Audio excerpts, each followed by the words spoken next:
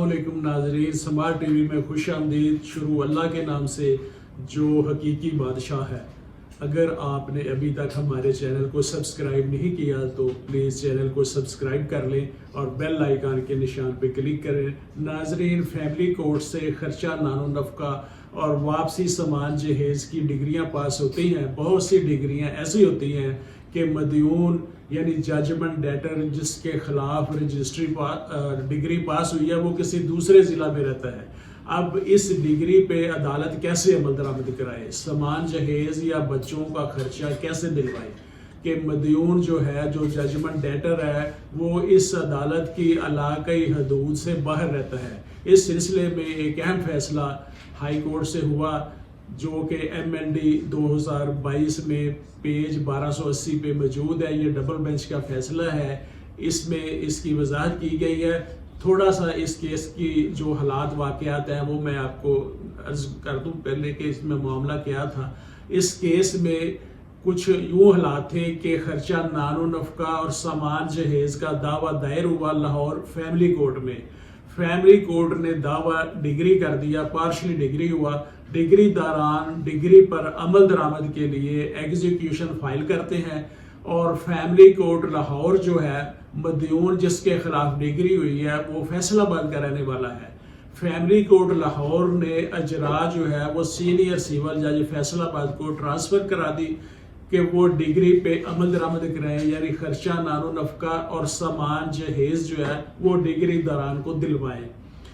درخواست اجرا میں مدیون جس کے خلاف ڈگری پاس ہوئی تھی وہ فیصلہ آباد ایگزیکیوشن میں پیش ہوا اور اس نے وہاں پہ یہ عذر لیا کہ یہ فیصلہ آباد ڈگری ٹرانسفر کیا جانا section 25A family courts act 1964 کی سریعاً خلاف ورزی ہے۔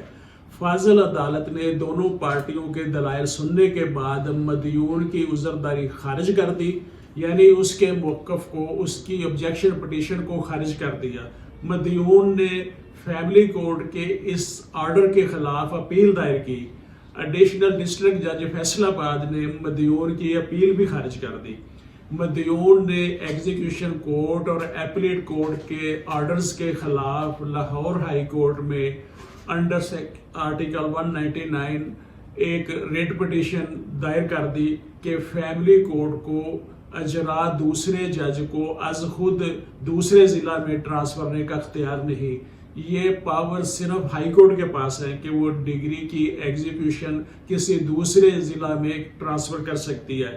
ہائی کورٹ کا یہ اختیار ہے کہ وہ زیر دفعہ 25A فیملی کورٹس ایکٹ کی ڈگری جو ہے وہ ایک ضلع سے دوسرے ضلع میں ٹرانسفر کر سکتے ہیں۔ اس میں موقف رسپانڈنٹ نے بھی اپنا پیش کیا۔ رسپانڈنٹ نے کہا کہ یہ ہائی کورٹ کے علاوہ ڈسٹرکٹ جج بھی ہے، وہ ٹرانسفر کر سکتا ہے۔ فیملی کورٹ کے پاس وہ تمام پاورز موجود ہیں اور فیملی کورٹ کلیکٹر کی طرح ڈگری پر عمل درآمد کرانے کے لیے under section 13 class 3 family courts act 1964 کے تحت اپنی پاورز استعمال کر سکتی ہے، جیسے کلیکٹر ڈگری پہ عمل درآمد کے لیے پیسوں کی ریکوری کے لیے تمام اختیارات استعمال کرتا ہے۔ ڈسٹرکٹ جج کو سیکشن 13 کلاس 3 کے تحت اختیار حاصل ہے کہ وہ کسی بھی دوسری عدالت کو ٹرانسفر کر سکتا ہے۔ سیکشن 39 CPC کے تحت جس عدالت نے ڈگری پاس کی ہوتی ہے وہ ڈگری ہولڈر کی درخواست پر اس ڈگری کی ایگزیکیوشن کے لیے کسی بھی دوسری عدالت میں ٹرانسفر کر سکتی ہے۔ ایسا شخص جس کے خلاف ڈگری پاس ہوئی ہے وہ ڈگری صادر کرنے والی عدالت کی علاقائی حدود میں کسی بھی پراپرٹی کا مالک نہیں، مگر کسی دوسری جگہ دوسری عدالت کی علاقائی حدود میں پراپرٹی کا مالک ہے تو عدالت اس ڈگری کو اس عدالت میں ٹرانسفر کر سکتی ہے عمل درآمد کے لیے۔ آرڈر 21 رول 5 CPC میں بھی یہ واضح درج ہے کہ عدالت ڈگری پہ عمل درآمد کے لیے ایگزیکیوشن کسی دوسرے ضلع میں بھیج سکتی ہے اور وہ کورٹ جس کے پاس ایگزیکیوشن بھیجی جائے اس پہ عمل درآمد کرا سکتی ہے جس میں مدیون رہائش پذیر ہے۔ اگر ڈگری ٹرانسفر کرنے کے عمل میں کوئی irregularity بھی پائی جاتی ہے تو بھی ٹرانسفر کیے جانے میں کوئی امر مانی نہیں، لہٰذا اس سے زیر آرڈر 199 چیلنج نہیں کیا جا سکتا۔ ہائی کورٹ نے دونوں فریقوں کا موقف سننے کے بعد تفصیلی فیصلہ دیتے ہوئے لکھا کہ سیکشن 25 سے فیملی کورٹس ایکٹ 1964 کے تحت ہائی کورٹ مجاز ہے کہ وہ کسی بھی درخواست پر یا خود سو موٹو نوٹس لیتے ہوئے کسی بھی دعویٰ یا پروسیڈنگ کو ٹرانسفر کر سکتی ہے۔ یہ فیملی کورٹ سے دوسری فیملی کورٹ سیم ڈسٹرکٹ میں یا ایک ڈسٹرکٹ سے دوسرے ڈسٹرکٹ میں ٹرانسفر کر سکتی ہے۔ تاہم ڈسٹرکٹ جج بااختیار ہے کہ وہ فیملی کورٹس ایکٹ کے تحت تمام پروسیڈنگ کو اپنے ضلع کی حدود میں ٹرانسفر کر سکتا ہے، ڈسٹرکٹ سے باہر نہیں کر سکتا۔